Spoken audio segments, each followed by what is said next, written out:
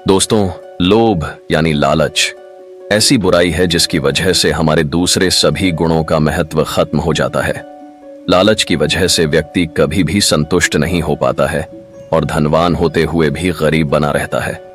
असंतुष्टि की वजह से जीवन से सुख शांति गायब हो जाती है। ये बात एक पुरानी कथा से समझ सकते हैं। नमस्कार दोस्तों, बोधि थिंक स्पाई यूट्यूब चैनल में आपका दिल से स्वागत है। दोस्तों, आज की कहानी बहुत ही महत्वपूर्ण और ज्ञानवर्धक है, इसलिए मेरा आपसे निवेदन है कि हमारे साथ अंत तक बने रहिए। दोस्तों, पुराने समय की बात है। किसी नगर में एक व्यापारी रहता था और उसका व्यापार दूर दूर तक फैला हुआ था। एक बार वह व्यापारी गंभीर रूप से बीमार पड़ गया। उसके एकमात्र बेटे रुपेश ने अपने पिता की खूब सेवा की और देश के सभी वैद्य और हकीमों से उनका इलाज करवाया, लेकिन फिर भी वह अपने पिता को बचा नहीं सका। एक दिन उसके पिता का देहांत हो गया। रुपेश ने अपने पिता का अंतिम संस्कार अपने हाथों से किया। पिता के निधन के बाद रुपेश कुछ दिनों तक बहुत दुखी और उदास रहा, लेकिन समय के साथ वह अपने पिता की मृत्यु को भूलने लगा। उसने अपने पिता द्वारा कमाए गए धन और प्रतिष्ठा को रंगीन जीवन जीने में खर्च करना शुरू कर दिया। उसकी आंखें तब खुली जब उसे एहसास हुआ कि अब उसके पास बहुत कम पूंजी रह गई है। वह सोचने लगा, मैंने अपने पिता की कठिन मेहनत की कमाई बुरी आदतों में गंवा दी। अब यदि मैंने अपनी बची हुई पूंजी से कोई नया कारोबार शुरू नहीं किया तो जल्द ही मुझे भूखा मरने की स्थिति आ जाएगी। सद्बुद्धि आने पर उसने अपनी बची हुई पूंजी से कुछ ऊंट खरीदे और माल लाद कर दूसरे व्यापारियों के साथ एक देश से दूसरे देश यात्रा करने लगा। जो भाड़ा उसे मिलता उसी से वह अपना गुजारा करने लगा। एक बार जब रुपेश किसी व्यापारी का माल एक देश में पहुंचाकर वापस घर लौट रहा था तो उसे रास्ते में एक सुंदर बाग दिखा। वह सोचने लगा, वाह, कितना सुंदर बाग है, क्यों ना कुछ देर यहां रुककर आराम किया जाए। रुपेश ने बाग में पहुंचकर अपने ऊंटों को घास चरने के लिए छोड़ दिया और खुद एक पेड़ की छाव में लेटकर आराम करने लगा। काफी थक जाने के कारण रुपेश को कुछ ही देर में गहरी नींद आ गई। शाम होने को आई। बहुत समय बाद जब उसकी आंखें खुली तो उसने सामने एक फकीर को खड़ा पाया और वह हैरान होकर बोला, आप कौन हैं बाबा और कहां से आ रहे हैं? फकीर ने जवाब दिया, बेटा, हम फकीरों का क्या है, जहां दिल चाहा चल पड़े, जहां मन किया ठहर गए। हमें ना तो भोजन की चिंता होती है और ना ही ठहरने के लिए किसी घर की जरूरत। तुम बताओ, तुम कौन हो, कहां से आ रहे हो और कहां जा रहे हो? तुम्हारे ऊंटों को देखकर लगता है कि तुम व्यापारी हो। रुपेश ने कहा, नहीं बाबा, मैं व्यापारी नहीं हूं। हाँ, दूसरे व्यापारियों का माल अपने ऊंटों पर लाद कर किसी तरह अपना पेट भरता हूं। फिर रुपेश ने अपनी पूरी कहानी फकीर को सुनाई। उसकी व्यथा सुनकर फकीर बोला, बेटा, मुझे तुम पर दया आ रही है। मैं तुम्हारी मदद करूंगा, तुम मेरे साथ चलो। मैं तुम्हें एक खजाना बताऊंगा, वहां से तुम जितना चाहो उतना धन ले लेना। वह खजाना यहां से कुछ दूर एक जंगल में पहाड़ों में एक गुफा के अंदर है। यह सुनकर रुपेश ने पूछा, क्या सच में बाबा? फकीर ने कहा, हाँ बेटा, फकीर लोग कभी झूठ नहीं बोलते। आओ मेरे साथ चलो। रुपेश ने कहा, तो आप जल्दी से मेरे ऊंट पर चढ़ जाइए। पैदल चलकर समय बर्बाद करने से क्या लाभ। फिर दोनों ऊंट पर सवार होकर एक दिशा में चल पड़े। कुछ समय बाद रुपेश ने पूछा, बाबा, आप मुझे कहां ले आए हैं? यहां तो केवल ऊंचे ऊंचे पहाड़ दिखाई दे रहे हैं और दूर दूर तक कुछ नहीं है। फकीर बोला, बेटा, वही खजाना इन पहाड़ों के भीतर छिपा हुआ है। तुम नीचे उतर आओ, फिर मैं तुम्हें दिखाता हूं। ऊंटों से उतरने के बाद फकीर उसे गुफा के पास ले गया और कहा, बेटा, यही वह गुफा है जिसके भीतर वह खजाना पड़ा है। आओ मेरे साथ। रुपेश ने कहा, लेकिन बाबा, भीतर तो बहुत अंधेरा है, कुछ भी दिखाई नहीं दे रहा। गुफा बहुत लंबी और डरावनी लग रही है। रुपेश का दिल धड़कते हुए फकीर के पीछे पीछे चलता रहा। कुछ देर चलने के बाद रुपेश ने पूछा, बाबा, यह रोशनी कहां से आ रही है? फकीर बोला, बेटा, यह रोशनी उस खजाने से आ रही है। उसी रोशनी में तुम खजाने को अच्छे से देख पाओगे। जैसे ही वे खजाने के पास पहुंचे, रुपेश ने देखा और कहा, अरे वाह, इतना सारा खजाना, अब तो मेरी सारी दरिद्रता दूर हो जाएगी। फकीर बोला, अवश्य बेटा, जाओ, जितना चाहो धन इकट्ठा कर लो। रुपेश ने तुरंत अपने ठेले से एक चादर निकाली और उसे जमीन पर बिछाकर सोना, चांदी, हीरे और मोती तोड़ने लगा। कुछ देर बाद उसने जितना धन समेटा था वह गठरी में बांधकर बोला, बस बाबा, फिलहाल मुझे जितने धन की आवश्यकता थी मैंने ले लिया, अब हम चले। तभी फकीर बोला, ठहरो, मुझे भी अपनी पसंद की एक वस्तु लेने दो। फिर फकीर ने खजाने के ढेर से एक सोने की डिबिया उठाई और उसे अपने झोले में डालते हुए कहा, आओ अब यहां से चले। कुछ दूरी पर चलने के बाद फकीर ने रुपेश से कहा, सुनो बेटा, तुम जो धन लाए हो उसमें से आधा धन और अपने आधे ऊंट मुझे दे दो। ये सुनकर रुपेश ने आश्चर्यचकित होकर पूछा, क्या लेकिन बाबा, अगर आपको धन चाहिए था तो वहां से ही क्यों नहीं ले लिया, केवल एक डिबिया ही क्यों ली? फकीर बोला, इसका भी एक कारण है बेटा। दरअसल मुझे उस खजाने के बारे में तो मालूम था, लेकिन किसी वजह से मैं वहां से धन बाहर नहीं ला सकता था। रुपेश बोला, तो आपने मुझसे ही क्यों नहीं कहा, मैं आपके लिए भी बहुत सारा धन ले आता। फकीर ने कहा, यह बात पहले ही बता देता तो तुम यह धन अपने साथ नहीं ला पाते, क्योंकि मेरे कहने से ही वह सब धन मिट्टी में मिल जाता। रुपेश ने उत्तर दिया, अगर ऐसा है तो मैं फिर से वहां जाकर धन ले आऊं, आप यहीं रुकिए। फकीर ने कहा, अब वहां जाने से कोई फायदा नहीं है, क्योंकि मैंने तुम्हारे सामने यह राज्य खोल दिया है और अब वह बाकी धन भी मिट्टी में बदल चुका होगा। पहले तो रुपेश का मन हुआ कि वह फकीर को कुछ ना दे, लेकिन फिर कुछ सोचकर उसने अपने ऊंटों और धन को बांट दिया और कहा, लो बाबा, यह आधा धन और मेरे आधे ऊंट आपके हैं। फकीर ने प्रसन्न होकर कहा, मुझे खुशी है कि तुमने मेरी बात मान ली। चलो अब जहां तक हमारे रास्ते अलग नहीं होते, मैं तुम्हारे साथ चलूंगा। दोनों अपने अपने ऊंटों पर सवार होकर चल पड़े। लेकिन कुछ दूर जाने के बाद रुपेश का मन ललचाया और उसने फकीर से पूछा, बाबा, अगर आप बुरा ना माने तो एक बात पूछूं। फकीर ने कहा, पूछो बेटा।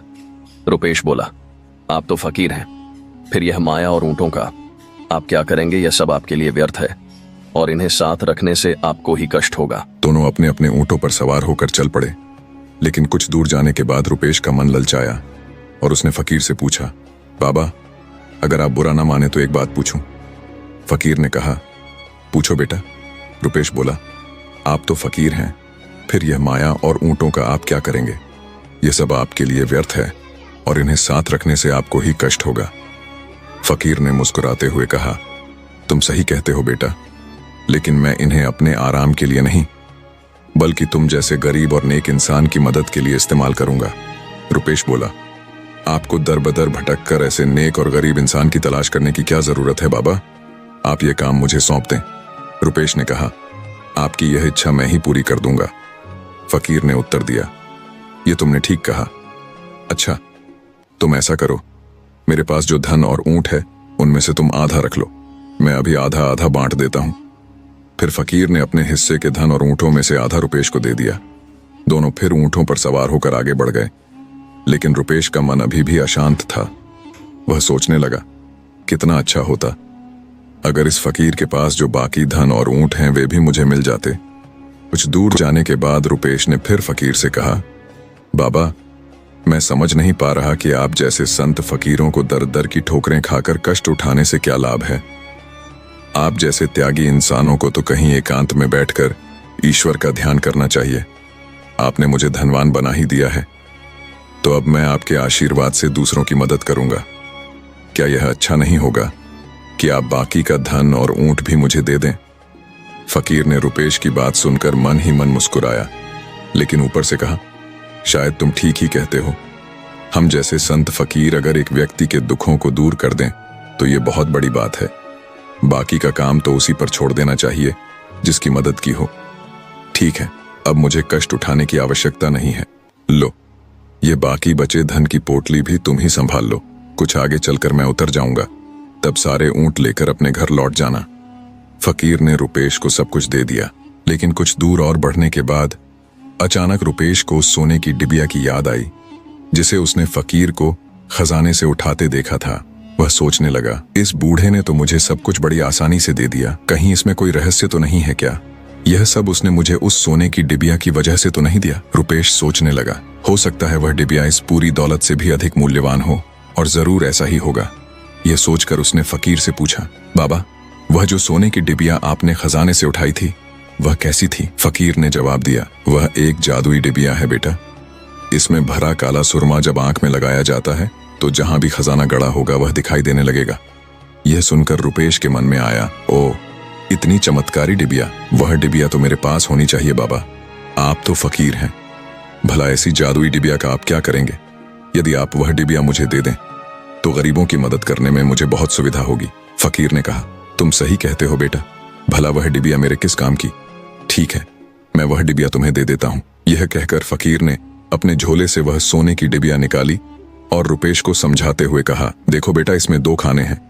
बाईं ओर काला सुरमा है, जिसे आंखों में लगाने से जहां खजाना गड़ा होगा तुम्हें वह दिखाई देने लगेगा, लेकिन दाईं ओर भूरा अंजन है, इसे आंखों में मत लगाना। रुपेश ने पूछा, नहीं तो क्या? बाबा फकीर ने चेतावनी दी, अगर तुमने भूरा सुरमा आंखों में लगाया तो तुम्हारे साथ बहुत बुरा होगा, तुम बर्बाद हो जाओगे। रुपेश ने कहा, ठीक है बाबा, मैं भूरे सुरमे को आंखों में नहीं लगाऊंगा। लाइए, वह डिबिया मुझे दे दीजिए। फकीर ने जादू की डिबिया रुपेश को दे दी। रुपेश उसे पाकर बहुत खुश हुआ और कुछ दूर जाने के बाद फकीर बाबा ने ऊंट से उतरकर कहा, अच्छा बेटा, अब मुझे विदा दो, मैं अपने मार्ग पर जाऊंगा, लेकिन बेटा मेरी एक बात ध्यान रखना, सारा धन अपने ऊपर ही मत खर्च कर बैठना, मेरे हिस्से के धन से जरूरतमंद लोगों की मदद अवश्य करना। रुपेश ने कहा, अवश्य बाबा, भला मैं आपकी बातों को कैसे भूल सकता हूँ, आपकी बातों के साथ साथ आप हमेशा मेरी यादों में रहेंगे। रुपेश की बातें सुनकर फकीर अपने रास्ते पर चल पड़ा। रुपेश अपनी सारी संपत्ति और ऊंटों के साथ घर की ओर बढ़ने लगा। वह कुछ दूर ही गया होगा, तभी रास्ते में उसे एक साधु से मुलाकात हुई। साधु ने कहा, बेटा रुकिए, मेरी बात सुनिए, हम कुछ दिनों बाद एक यज्ञ का आयोजन करने जा रहे हैं, अगर आप उस यज्ञ के लिए कुछ दान देंगे तो भगवान आपकी सहायता करेंगे। रुपेश ने सोचा, भगवान अब मेरा क्या भला करेंगे, मेरा भला तो उस फकीर ने कर ही दिया है, उसने तो मुझे दीन दुखियों की मदद करने के लिए कहा था, फिर इस साधु की मदद क्यों करूं, क्यों ना अपना धन बचाऊं। और उसने साधु से कहा, बूढ़े, मेरे पास दान देने के लिए एक कौड़ी भी नहीं है, मुझे जल्दी घर जाना है, बहुत से काम है, पहले ही काफी देर हो चुकी है। साधु को नकारते हुए रुपेश आगे बढ़ गया। कुछ दूर जाने पर उसे एक भिखारी मिला जो बोला, भगवान के लिए इस अंधे गरीब को कुछ दे दो भाई, 3 दिन से भूखा हूं। रुपेश ने कहा, तू तो मक्कार है, शरीर से तंदुरुस्त है, कोई काम करके पेट भर ले, तेरी आंखें ही खराब हैं, हाथ पैर तो सही है, चल हट, मेरा समय नष्ट मत कर। भिखारी को नजरअंदाज कर रुपेश फिर से आगे बढ़ा। बहुत देर तक चलने के बाद रुपेश को भूख, प्यास और थकान महसूस होने लगी। उसने सोचा, क्यों ना इस पेड़ के नीचे रुककर थोड़ी देर आराम किया जाए और कुछ खा पी लिया जाए। ऊंट से उतरकर रुपेश उस पेड़ के नीचे बैठा और खाना खाने के लिए अपनी पोटली खोल ली। तभी एक भिखारिन आई और बोली, बेटा भगवान के लिए मुझे भी कुछ खाने को दे दो, मैं कई दिनों से भूखी हूं। यह सुनकर रुपेश गुस्से में बोला, अरे बुढ़िया भाग जा, मेरे पास तेरे लिए कुछ नहीं है, जो है वह भी मेरे लिए ही कम है, चल भाग वरना तेरी खैर नहीं। डर के मारे बुढ़िया वहां से दौड़कर भाग गई। रुपेश बड़बड़ाते हुए बोला, जिसे देखो वही हाथ फैलाए चला आता है, जैसे मेरे पास हराम की कमाई हो। फिर रुपेश पेड़ के नीचे चादर बिछाकर आराम करने के लिए लेट गया और तभी उसे सोने की जादुई डिबिया याद आ गई। वह सोचने लगा, क्यों ना एक बार उस चमत्कारी सुरमे का परीक्षण कर लिया जाए, हो सकता है कि उस फकीर ने मुझे मूर्ख बना दिया हो। रुपेश ने अपनी जेब से डिबिया निकाली और उसे खोलकर बाईं तरफ से काला सुरमा लिया और अपनी आंखों में लगा लिया। जैसे ही उसने ऐसा किया, उसकी नजर एक जगह जमीन में गड़े हुए खजाने पर पड़ी। वह बोला, वाकई उस बूढ़े फकीर ने सही कहा था। फिर उसने जल्दी से उस जगह को खोद डाला और शीघ्र ही एक संदूक नजर आया। जैसे ही उसने संदूक का ढक्कन खोला, वह बोला, अगर इसी तरह खजाने मिलते रहे तो मैं दुनिया का सबसे अमीर इंसान बन जाऊंगा। रुपेश ने उस संदूक को ऊंट पर लाद कर आराम करने का विचार त्याग दिया और तुरंत घर की ओर चल पड़ा। रास्ते में उसे और भी खजाने मिलते गए और उसने सभी खजाने ऊंटों पर लाद लिए। 5-6 दिन में इतना धन जमा हो गया कि ऊंटों पर और खजाना लादने की जगह नहीं बची। अब वह सोचने लगा, अब मैं दुनिया का सबसे बड़ा धनवान हूं, मैं तो किसी भी राजा को उसके पूरे राज्य के साथ खरीद सकता हूं। एक दिन चलते चलते उसे एक व्यक्ति मिला जिसने कहा, भैया ठहरो, इस गरीब की कुछ मदद करो, भगवान तुम्हारा भला करेगा। रुपेश ने गुस्से में आकर कहा, चुप हो जा, मुझे तेरी बातों में कोई दिलचस्पी नहीं है। व्यक्ति बोला, नहीं, मुझे मत दुत्कारो, मेरी मदद करो, मेरा बेटा मर गया है और उसके कफन के लिए भी मेरे पास पैसे नहीं है। 3 दिन से उसकी लाश बिना कफन के पड़ी है, सड़ रही है। अगर आप मेरी थोड़ी मदद कर देंगे तो मैं जीवन भर आपका एहसान नहीं भूलूंगा। अगर आप कहेंगे तो मैं जीवन भर आपके लिए मुफ्त काम करने को तैयार हूं। लेकिन रुपेश की आंखों पर लालच का ऐसा पर्दा पड़ा था कि धन के मोह ने उसकी सोचने समझने की सारी शक्ति छीन ली थी। उसे ना तो फकीर की दी हुई सीख याद रही, ना ही वह किसी की दया भावना समझने को तैयार था। वह गरज कर बोला, अरे बूढ़े, तेरा बेटा मर गया है तो मैं क्या करूं? मेरे पास हराम की कमाई नहीं है जो हर भिखारी की मदद करता फिरूं। अगर तेरे पास उसके कफन के पैसे नहीं हैं तो उसकी लाश को जंगल में या नदी में फेंक दे। कम से कम जानवर और मछलियां खाकर अपना पेट तो भर लेंगे। बूढ़े ने हाथ जोड़कर कहा, हुजूर ऐसा मत कहिए, मेरे बेटे की लाश की दुर्गति होने से बचा लीजिए। ये बूढ़ा जीवन भर आपकी दुआ करेगा। लेकिन रुपेश ने उसकी बात को दुत्कारते हुए कहा, अरे बूढ़े, मेरा रास्ता छोड़, मेरे पास फालतू बातों के लिए समय नहीं है। अगर तू हटेगा नहीं तो मैं ऊंटों के पैरों से तुझे कुचलवा दूंगा, फिर तेरी लाश भी तेरे बेटे के साथ चील कौवे खाते रहेंगे। चल हट यहां से। बूढ़ा गिड़गिड़ाते हुए बोला, हुजूर ऐसा मत कीजिए, मुझ पर दया कीजिए, मुंह गरीब पर तरस खाइए। लेकिन रुपेश ने उसे दुत्कारते हुए कहा, अब जा यहां से मक्कार बूढ़े। इसके बाद रुपेश अपने ऊंटों के साथ आगे बढ़ गया। चलते चलते रात हो गई। उसने सोचा आगे जंगल है और चोर डाकुओं का खतरा हो सकता है। अगर उन्होंने मुझे लूट लिया तो मैं कंगाल हो जाऊंगा। बेहतर होगा कि मैं यह रात यहीं बिता लूं। वैसे भी जंगल पार करने के बाद मेरा घर आ जाएगा और फिर मैं ऐशो आराम से जिंदगी बिताऊंगा। एक सुरक्षित स्थान देखकर रुपेश ने अपना डेरा डाल दिया। उसने ऊंट को आसपास के पेड़ों से बांध दिया और चादर बिछाकर लेट गया। लेकिन अत्यधिक धन पास होने के कारण रुपेश को नींद नहीं आ रही थी। करवटें बदलते हुए अचानक उसके मन में सोने की डिबिया का ख्याल आया। वह सोचने लगा, उस बूढ़े फकीर ने कहा था कि डिबिया में दाईं ओर वाले खाने में रखे भूरे सुरमे को आंखों में मत लगाना। क्या ऐसा हो सकता है कि उसने जानबूझकर मुझसे उसकी असली ताकत छिपाई हो सकता है कि यह सुरमा काले सुरमे से भी अधिक चमत्कारी हो। यह विचार आते ही रुपेश की बेचैनी बढ़ गई।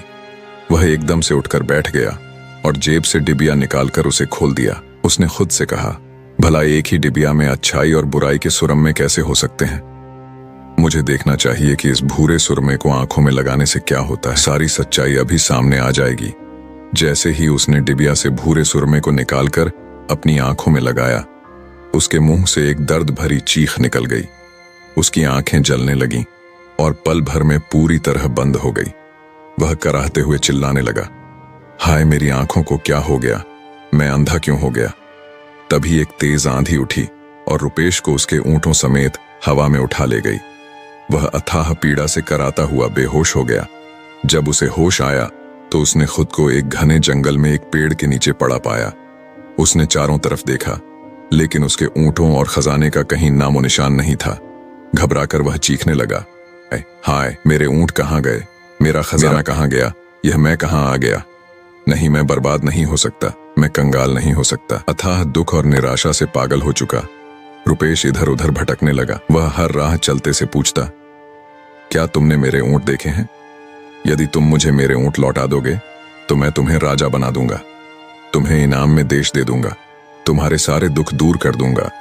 उसकी ऐसी बातों पर लोग हंसते हुए उसे पागल कहकर आगे बढ़ जाते। आखिरकार लालच और स्वार्थ ने रुपेश को बर्बादी की कगार पर ला दिया। सच ही कहा गया है कि लालच और स्वार्थ नाश की जड़ होते हैं। इसी लालच ने रुपेश को धनवान से कंगाल और अंततः एक पागल बना दिया। लालच बुरी बला है, इस कथन में 100% सत्यता है। लालच करके अक्सर हम कोई ऐसी मुसीबत मोल ले लेते हैं जो हमारे लिए नुकसानदायक ही होती है। इस कारण कहा गया है कि लालच बुरी बला है। कोई भी लालच ज्यादा समय तक नहीं टिक पाता। एक न एक दिन उस लालच का दुष्परिणाम सामने आना ही होता है। इसके लिए हमें सदैव लालच करने से बचना चाहिए। अगर हम किसी लालच के जाल में फंस भी गए हैं तो समय रहते उससे बाहर आ जाएं। अगर हम समय रहते लालच की प्रवृत्ति को त्याग देंगे तो शायद हम लालच के दुष्परिणाम से बच भी सकते हैं। लालच करने से मन अशांत रहता है और जीवन की सुख शांति बर्बाद हो जाती है। लालच करने से हम जो कुछ भी चाहते हैं उसे पाने के लिए हम कुछ ऐसा कार्य कर देते हैं कि हमारे पास जो कुछ होता है उसे भी हम गंवा बैठते हैं। लालच करने से हमारे चरित्र को भी हानि पहुंचती है और यह दूसरों का हक मारने की एक प्रवृत्ति है। लालच की वजह से व्यक्ति कभी भी संतुष्ट नहीं हो पाता है और धनवान होते हुए भी गरीब बना रहता है। लालच की भूख कभी शांत नहीं होती। तो दोस्तों, उम्मीद है कि यह कहानी आपको पसंद आई होगी। तो वीडियो को लाइक करें, शेयर करें और चैनल को सब्सक्राइब भी करें। तो मिलते हैं आपसे एक नए वीडियो के माध्यम से। तब तक के लिए अपना और अपनों का ध्यान रखें। धन्यवाद।